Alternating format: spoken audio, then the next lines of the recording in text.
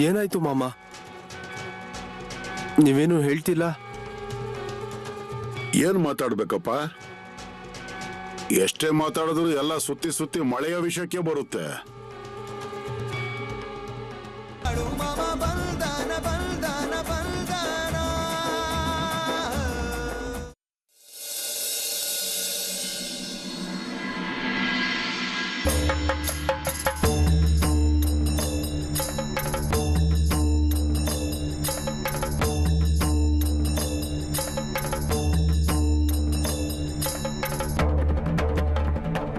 ಮಾಮ, ನಿರ್ಧಾರ ಮಾಡಿದ ಹಾಗೆ ಜನ ನಿಮ್ಮನ್ನು ಭೇಟಿ ಮಾಡಕ್ ಬರ್ತಾರೆ.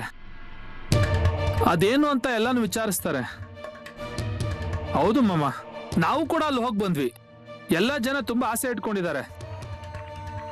ಮತ್ತೆ ಮಾಮ, ನಾವ್ ಎಲ್ರೂ ಮನೆಗೆ ಹೋಗಿ ಅವ್ರ ಮನೆ ಪರಿಸ್ಥಿತಿ ನೋಡಿದ್ವಿ. ಆದ್ರೆ ಅವ್ರ ಮನೆ ಪರಿಸ್ಥಿತಿ ತುಂಬಾನೇ ಕೆಟ್ಟದಾಗಿದೆ. ಮಾಮ, ನಾವು ಏನೇ ಹೇಳಿದ್ರು ನೀವು ಒಂದ್ ನಿರ್ಧಾರ ಮಾಡ್ಬೋದು. ಆದ್ರೆ ನಾವು ಬರೀ ಹೇಳೋಕ್ ಮಾತ್ರ ಸಾಧ್ಯ ಅಷ್ಟೇ. ಸರಿ, ಬರ್ಲಿ ಬರ್ಲಿ. ಜನರು ಬಂದ್ರು ಅಂತಂದ್ರೆ ನಾನು ಅವ್ರ ಜೊತೆ ಮಾತಾಡ್ತೇನೆ. ಹಾಗಿದ್ರೆ ಮಾಮ, ನಾವ್ ಈ ಜಾಗದಲ್ಲಿ ಉಳ್ಕೊಳ್ಳೋದಿಲ್ಲ ಅಲ್ವಾ? ಇಲ್ಲಿ ಉಳಿದುಕೊಳ್ಳೋದಕ್ಕೇನು ತೊಂದರೆ ಇಲ್ಲ. ಆದ್ರೆ ಮುಂದೆ ನನಗೆ ಕೆಲಸ ಇದೆ, ಅದನ್ನ ನೋಡ್ಬೇಕು. ಈಗಂತೂ ನಾಳೆ ಬೆಳಗ್ಗೆ ಇಲ್ಲಿಂದ ಹೊರಡ್ಬೇಕು ಅನ್ನೋದನ್ನು ನಿಮ್ ತಲೆಯಲ್ಲಿ ಇಟ್ಕೊಳ್ಳಿ.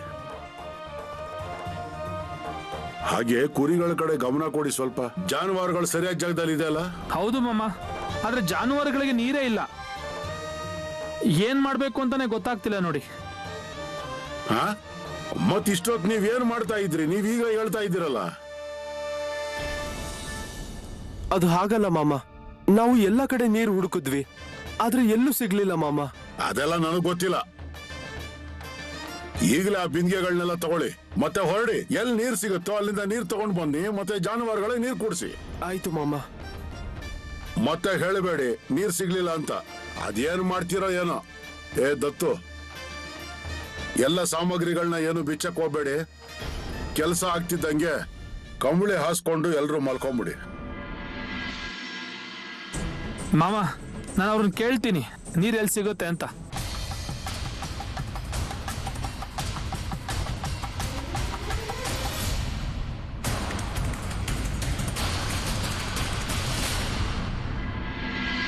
ಇಲ್ಲಿ ನೋಡಿ ಮಾಮ, ಇಲ್ಲಿ ನಿಂತ್ಕೊಳ್ಳೋದಿಲ್ಲ ಅಂತ ಹೇಳಿದ್ರೆ ನಾವು ಧೈರ್ಯ ಕಳ್ಕೊಳ್ಳೋ ಹಾಗಿಲ್ಲ. ನಾವು ಏನೇ ಮಾಡಿದ್ರು ಮತ್ತೆ ಧೈರ್ಯ ಕಳ್ಕೊಳ್ಳೋ ಹಾಗಿಲ್ಲ. ನಮ್ಮೆಲ್ರಿಗೂ ಗೊತ್ತೇ ಇದೆ, ಮಾಮ ಅವರು ಅಂದ್ರೆ ದೇವ್ರು. ದೇವ್ರು ಈಗ ಆ ದೇವ್ರನ್ನ ಇಲ್ಲಿವರೆಗೂ ಕರ್ಸೋ ಕೆಲಸ ಮಾಡಿದೀನಿ ನಾನು. ಈಗ ಆ ದೇವ್ರೇ ನಮಗ್ ಸಹಾಯ ಮಾಡೋಕ್ ಒಪ್ಕೋಬೇಕು. ಅದಕ್ಕೆ ಕೂಡ್ಲೇ ನೀವು ಧೈರ್ಯ ಕಳ್ಕೋಬಾರ್ದು. ನೀವು ಏನೇ ಆದ್ರೂ ಸೋತ್ ಹೋಗ್ಬಾರ್ದು. ಈಗ ಎಲ್ಲಿವರೆಗೂ ಮಾಮ ಅವ್ರಿದಾರೋ ಅದಕ್ಕೆ ಏನಾದ್ರೂ ಒಂದು ಪ್ರಯತ್ನ ಮಾಡಿ ಮಾಮ ಅವ್ರನ್ನ ಇಲ್ಲೇ ಉಳಿಸ್ಕೊಳ್ಳೋಣ. ಮತ್ತೆ ಅವ್ರಿಗೆ ಕೇಳೋಣ. ಈಗ ಮಾಮ ಅವ್ರ ಊಟನೂ ಆಗಿರ್ಬೋದು. ಅವರು ಎಲ್ರನ್ನು ಭೇಟಿ ಆಗೋಕೆ ಕರೆದಿದ್ದಾರೆ. ಅವ್ರು ಹೇಳಿದ್ರು ಅಲ್ವಾ, ಊಟ ಆದ್ಮೇಲೆ ಎಲ್ರ ಹತ್ರನು ಮಾತಾಡ್ತೀನಿ ಅಂತ. ಈಗ ಊರಿನ ಜವಾಬ್ದಾರಿನ ನಾನೇ ಕೈಗೆ ತಗೊಂಡಿದ್ದೀನಿ. ಅದನ್ನ ನಾನು ಮಧ್ಯದಲ್ಲೇ ಬಿಡೋದಿಲ್ಲ. ಈಗ ನೋಡಿ, ಈಗ ನಮ್ಮ ಹತ್ರ ಇದು ಒಂದೇ ಅವಕಾಶ ಇರೋದು. ಮಾಮ ಏನಾದ್ರೂ ಇಲ್ಲಿಂದ ಹೊರಟ್ರೆ ನಮಗೆ ಈ ಊರನ್ನ ಬಿಡಬೇಕಾಗುತ್ತೆ. ನಮ್ ಕೆಲ್ಸ ಆಯ್ತು ಅಂದ್ರೆ ಆಯ್ತು. ಅದಾದ್ಮೇಲೆ ನಾವೇನು ಚಿಂತೆ ಮಾಡೋಗಿಲ್ಲ. ಮಾಮ ಅಷ್ಟೇ ನಮ್ ಭಾಗಕ್ಕೆ ಒಳ್ಳೇದ್ ಮಾಡೋಕೆ ಸಾಧ್ಯ ಆಗೋದು. ಇದು ಬಿಟ್ರೆ ಯಾರು ಮಾಡೋಕ್ಕಾಗಲ್ಲ. ಈಗ ಎಲ್ರಿಗೂ ಗಮನ ಇದೆ ಅಲ್ವಾ ಅದ್ರ ಮೇಲೆ?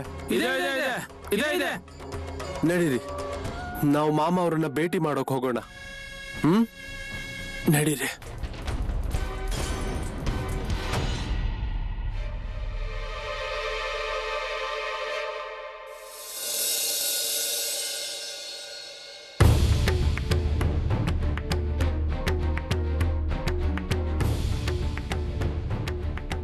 ಕೂತ್ಕೊಳ್ಳಿ, ಎಲ್ರು ಕೂತ್ಕೊಳ್ರಪ್ಪ.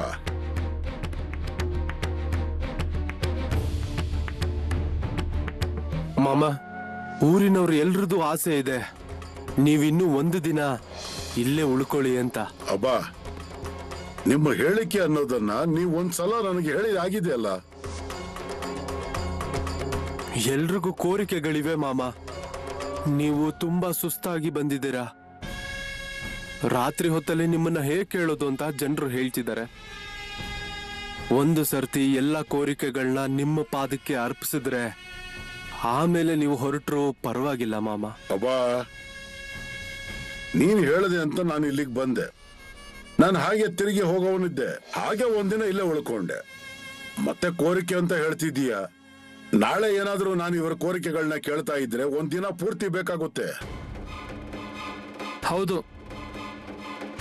ಹೌದಪ್ಪ, ನಾವಿಲ್ಲಿನ್ನೂ ಬಿಡಾರ ಕೂಡ ಹಾಕಿಲ್ಲ. ಹಾಗೆ ಕಟ್ಟಿರೋ ವಸ್ತುಗಳನ್ನ ಇನ್ನೂ ತೆಗ್ದಿಲ್ಲ ನಾವು.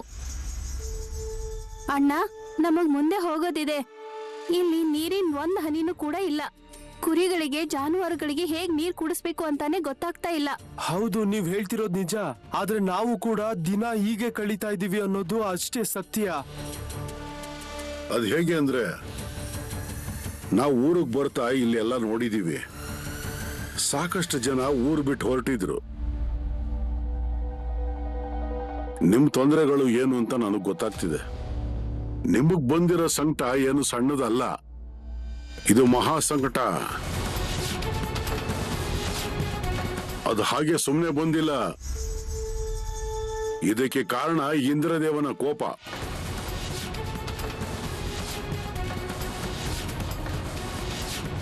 ಮಾಮ, ನಾವೇನ್ ಪಾಪ ಮಾಡಿದೀವಿ? ಎಲ್ಲ ಕಡೆ ಬಿಟ್ಟು ನಮ್ಮ ಭಾಗದಲ್ಲಿ ಯಾಕೆ ನೀರಿಲ್ಲ? ನಮ್ಮಲ್ಲಿ ಯಾರು ಪಾಪ ಮಾಡಿದಾರೋ ಅವರು ಅಷ್ಟೇ ಅನುಭವಿಸ್ಬೇಕಾಗುತ್ತಲ್ವಾ? ಆದ್ರೆ ಮೂಕ ಪ್ರಾಣಿಗಳು ಅನುಭವಿಸ್ತಾ ಇದಾವೆ, ಹೆಣ್ಣು ಮಕ್ಕಳುಗಳು ಅನುಭವಿಸ್ತಾ ಇದ್ದಾರೆ, ಸಣ್ಣ ಮಕ್ಕಳುಗಳು ಅನುಭವಿಸ್ತಾ ಇದಾವೆ. ನಾವೇನ್ ಮಾಡೋದು ಮಾಮ? ಸರಿ, ಒಂದ್ ಕೆಲಸ ಮಾಡ್ತೀನಿ. ನಾಳೆ ಎಲ್ರು ನೀವು ಬನ್ನಿ ಇಲ್ಲಿಗೆ. ಅದೇನು ನಿಮ್ಮ ಕೋರಿಕೆಗಳು ಇವೆ ಅದನ್ನ ನಾನು ಕೇಳ್ತೀನಿ. ಮುಂದೆ ನೋಡೋಣ ಏನ್ ಮಾಡ್ಬೋದು ಅಂತ. ಮಾಮ, ನಾವು ಕೇಳ್ಕೊಂಡಿರೋದಕ್ಕೆ ನೀವು ಉಳ್ಕೊಂಡ್ರಿ. ತುಂಬಾ ತುಂಬಾ ಖುಷಿ ಆಗ್ತಿದೆ. ಮತ್ತೆ ನಾಳೆ ಕೂಡ ಒಲೆ ಹಚ್ಚಬೇಡಿ ಮಾಮ. ನಾವ್ ಇದೀವಲ್ವ ಇಲ್ಲಿ. ನಾವಿರ್ಬೇಕಂದ್ರೆ ನೀವ್ ಯಾಕೆ ಅಡ್ಗೆ ಮಾಡ್ಬೇಕು ಅಂತೀನಿ ಮಾಮ. ಈಗ ತುಂಬಾ ರಾತ್ರಿ ಆಗಿದೆ. ನೀವೆಲ್ರೂ ಹೊರಡಿ. ಈಗ ನೀವೆಲ್ರೂ ನನ್ನ ಹತ್ರ ನಾಳೆ ಬೆಳಗ್ಗೆ ಬನ್ನಿ. ಹಾ,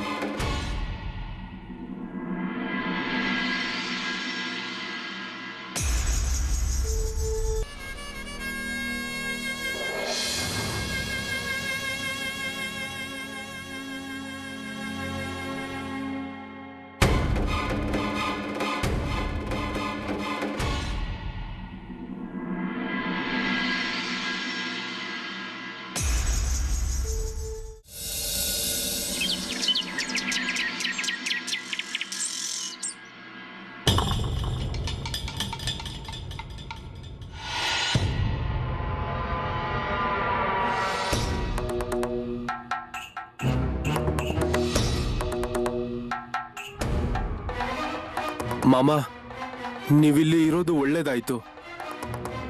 ನಿಮಗನ್ಸಿರ್ಬೋದು ನಾವು ನಿಮಗಿಲ್ಲಿಂದ ಮುಂದೆ ಹೋಗೋಕ್ ಬಿಡ್ತಿಲ್ಲ ಅಂತ. ಆದ್ರೆ ಮಾಮ, ಅದು ದೇವ್ರನ್ನ ಭೇಟಿ ಮಾಡಿದ್ಮೇಲೆ ಈ ರೀತಿ ಆಗೇ ಆಗುತ್ತಲ್ವಾ?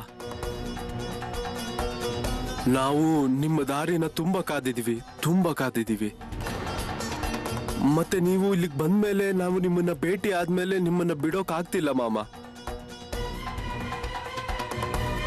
ಅಬ್ಬಾ, ನೀನ್ ಹೇಳ್ತಿರೋದೆಲ್ಲ ನನಗೆ ಗೊತ್ತಾಗ್ತಿದೆ. ಅದೇನು ಅದೇನ್ ಕೇಳೋದಿದೆ ಕೇಳಿ.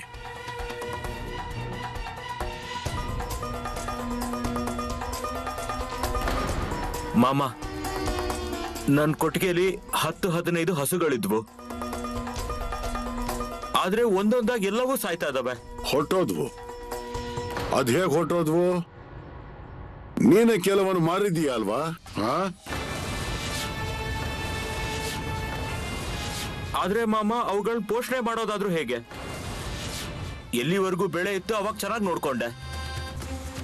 ಆದ್ರೆ ಯಾವಾಗ್ನಿಂದ ಮಳೆ ಬರೋ ನಿಂತು ಹೋಯ್ತೋ ಅವಾಗಿಂದ ನಮಗ್ ತುಂಬಾನೇ ತೊಂದರೆಗಳಾಗ್ತಾ ಇದೆ. ಈಗ ಕೆಲವು ಜಾನುವಾರುಗಳನ್ನ ಹಾಗೆ ಬಿಟ್ಬಿಟ್ವಿ, ಇನ್ ಕೆಲವು ಜಾನುವಾರುಗಳನ್ನ ಮಾರ್ಬಿಟ್ವಿ. ಆದ್ರೆ ಮಾಮ, ನಾನೀಗ ನಿಮ್ ಕೈ ಮುಗಿತೀನಿ ಮಾಮ. ಮನೆ ಸಲುವಾಗಿ ಸ್ವಲ್ಪ ಕೂಡ ಹಾಲು ಇಲ್ಲ. ಈಗ ಮನೆಯಲ್ಲಿ 2 ಜಾನುವಾರುಗಳಿದಾವೆ. ಅವುಗಳನ್ನ ಏನ್ ಮಾಡ್ಬೇಕು ಗೊತ್ತಾಗ್ತಿಲ್ಲ.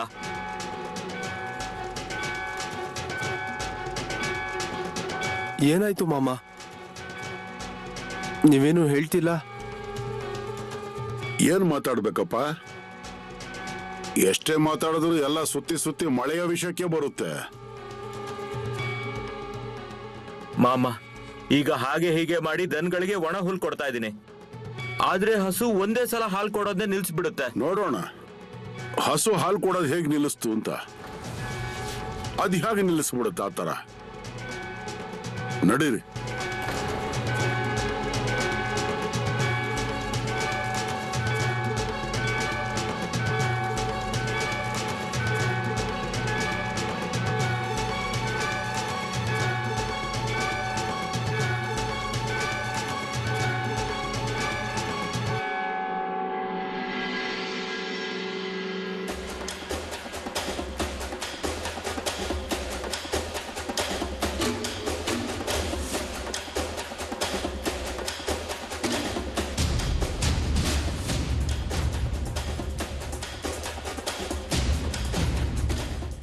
ಮಾಮ, ಇಲ್ಲಿರೋನೆ ನನ್ನ ಅಣ್ಣ. ಜಾನುವಾರುಗಳನ್ನೆಲ್ಲ ಇವನೇ ನೋಡ್ಕೋತಿರೋದು. ಮತ್ತದು ನೋಡಿ, ಅದೇ ಹಸು. ಸರಿ,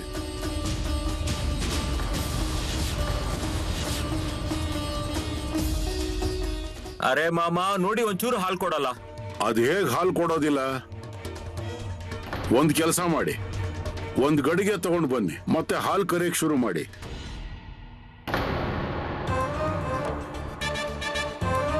ಮಾಮ, ಹಸು ನಿಜವಾಗ್ಲೂ ಹಾಲು ಕೊಡೋದಿಲ್ಲ. ಅರೆ, ನಾನು ಹೇಳಿದೆ ಅಲ್ವಾ? ಹೇಳಿದ್ದು ಕೇಳೋದಿಲ್ವಾ? ಹಾಲು ಕರೆಯಕ್ ತೆಗೆದುಕೊಳ್ಳಿ. ಸರಿ ಅಣ್ಣ, ಹಾಲು ಕರೀರಿ.